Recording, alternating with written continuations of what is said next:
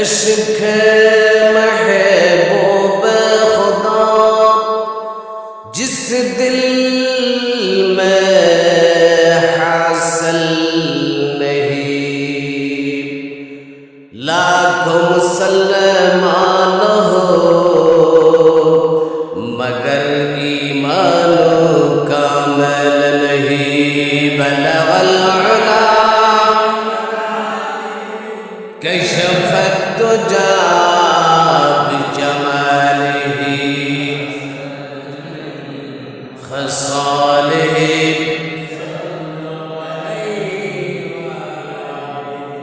বিশাল আজকের মাহফিলের মাননীয় সভাপতি, উপস্থিত অত্র অঞ্চলের কৃতি সন্তান, বিশিষ্ট আলেম দ্বীন হাফেজ মাওলানা মোহাম্মদ আলমগীর ওসমানী সাহেব মাদ্রাজিল্লাহুল আলী, উপস্থিত মাহফিলের দিন প্রিয়, কোরআন প্রিয়, তৌহিদ প্রিয়, ইসলাম প্রিয় তৌহিদি জনতা, আমি আপনাদের সামনে সালাম নিবেদন করি। আসসালামু আলাইকুম ওয়া রাহমাতুল্লাহি ওয়া বারাকাতুহু। মহান আল্লাহ সুবহানাহু ওয়া তাআলার দরবারে কালিমাতুশ শুকরিয়া আদায় করি।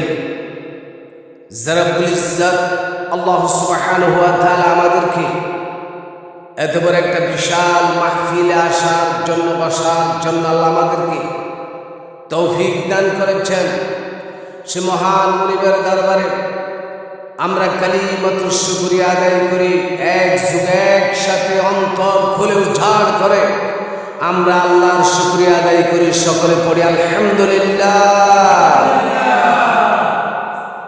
সাথে সাথে অসংখ্য দরুদ আর সালাম রহমতে দু আলম ইমামুল মুরসালিন রাহমাতুল লিল আলামিন রাসূল আরবি জনাব মুহাম্মদুর রাসূলুল্লাহ সাল্লাল্লাহু আলাইহি ওয়াসাল্লামের শাহী দরবারে সম্মানিত তৌহিদি জনতা, আমি আপনাদের সামনে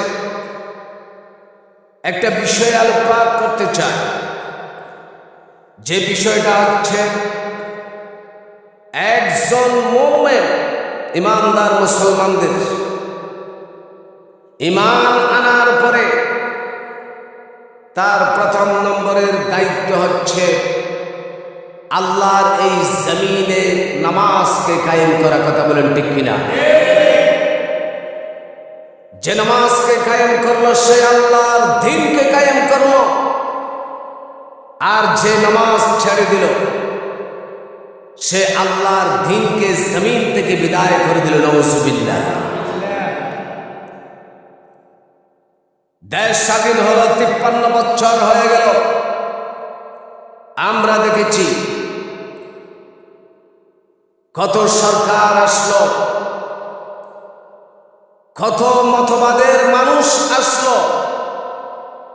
এই দেশের শতকরা 85% মুসলমানদের দেশে আজ পর্যন্ত একদিনের জন্য বাংলাদেশের সরকারের গভর্নমেন্ট এবং সংসদে দাঁড়িয়ে আজ পর্যন্ত কোন পার্লামেন্টের সদস্য নামাজকে এই মুসলমানদের দেশে বাধ্যতামূলক করতে হবে কোন সরকার করেন নাই। কথা বলেন ঠিক কিনা?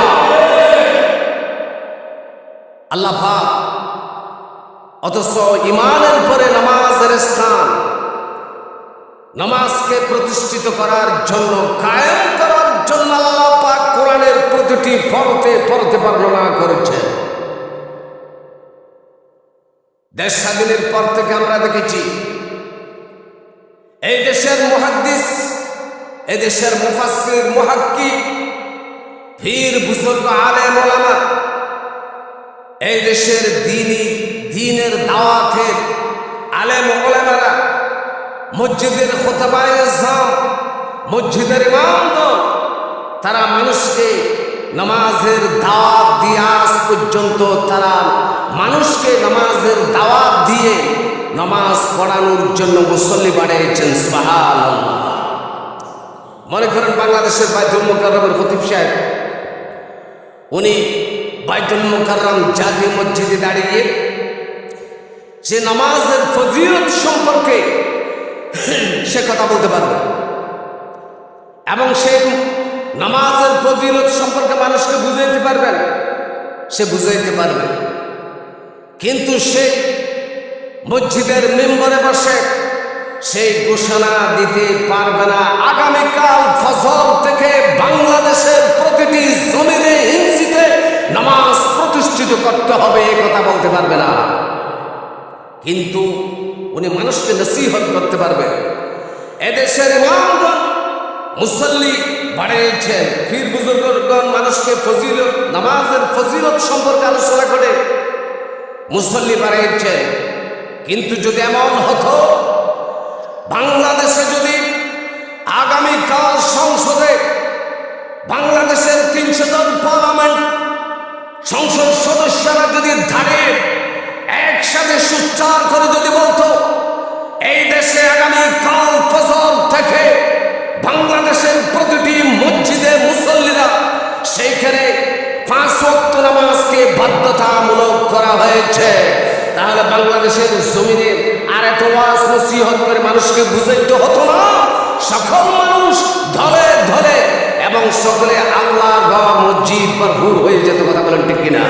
এটা আমার বক্তব্য নয়, আল্লাহ নিজে কোরআন মাজিদের ভিতরে বলেছেন যদি কোনো মানুষ, কোনো গভর্নমেন্ট যদি ক্ষমতায় যায় তাদের প্রধান দায়িত্ব হবে আল্লাহর জমিনে নামাজকে কায়েম করা। জমিনে তারা কি করবে? নামাজ কায়েম করবে। আমরা দেখেছি তো স্বাধীনতা 53 বছর পার হয়ে গেল, কেউ নামাজের কথা সংসদে দাঁড়িয়ে বলে নাই। আজ বাংলাদেশের সমস্ত ধর্ম সব পরীক্ষিত। কথা বলেন ঠিক কিনা? আমরা দেখেছি সমস্ত সরকারকে দেখেছি, কিন্তু কেউ নামাজের কথা বলে নাই। আগামী দিনে সুযোগ রয়েছে, বিশাল সময় সুযোগ। এই সুযোগ যদি ইসলামিক নেতৃত্বে যারা যাবে তারাই যদি আগামীকাল যদি এই দেশের সংসদের পার্লামেন্টে আসতে পারে, তারা সর্বপ্রথম তাদের দায়িত্ব হবে বাংলাদেশের জমিন ইসলামে কায়েম করার পরে নামাজকে বাধ্যতামূলক করবে। কথা বলেন ঠিক কিনা? নামাজকে প্রতিষ্ঠিত করতে হবে, এটাই হবে প্রধান দাবি। আল্লাহ রাব্বুল আলামিন সর্বপ্রথম বলেছেন ঈমানের উপরে তোমরা নামাজকে কায়েম করবে, নামাজকে প্রতিষ্ঠিত করবে। আল্লাহ পাক বলেছেন যদি নামাজ প্রতিষ্ঠিত হয়ে যায় সমাজে প্রতিটি গ্রামে গ্রামে প্রতিটি মসজিদ ভরপুর হয়ে যাবে। সুবহানাল্লাহ। নামাজ যখন প্রতিষ্ঠিত হয়ে যাবে, পার্লামেন্টের যিনি প্রধানমন্ত্রী হবেন ওনার নেতৃত্বে পার্লামেন্টে সমস্ত মানুষ ওনার ইমামতিতে নামাজ পড়বে। কথা বলেন ঠিক কিনা? আর যিনি ডিসি হবেন ওই ডিসির নেতৃত্বে যত পুলিশ বাহিনী আছে ওনার ইমামতিতে নামাজ পড়বে।